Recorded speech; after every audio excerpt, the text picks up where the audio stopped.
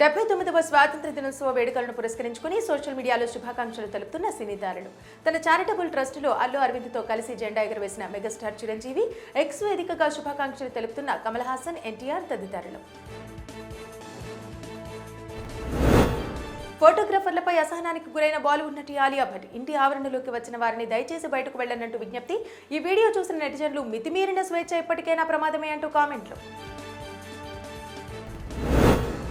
గత కొన్ని రోజులుగా సోషల్ మీడియాలో వైరల్గా మారిన తన పాత వీడియోపై స్పందించిన మృణాల్ ఠాకూర్ ఆ వీడియోలో బిపాసా బసును ఉద్దేశించి తాను చేసిన కామెంట్స్ విమర్శలకు దారితీయడంతో తాజాగా పెట్టిన పోస్ట్ వైరల్. ఆ కామెంట్స్ తాను టీనేజీలో ఉన్నప్పుడు మాట్లాడినవని, ఆ సమయంలో అలా మాట్లాడినందుకు చాలా చింతిస్తున్నానంటూ వెల్లడి.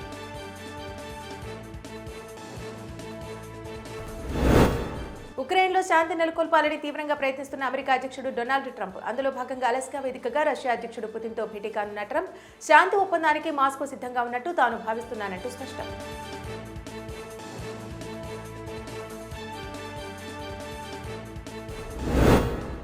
దేశీయత కోసం ₹1,00,000 కోట్లతో కొత్త ప్రణాళిక రూపొందించినట్టు ప్రధాని మోదీ వెల్లడి. దీనిని వికసిత భారత్ రోజ్గార్ యువజన కింద అమలు చేయనున్నట్టు స్పష్టం.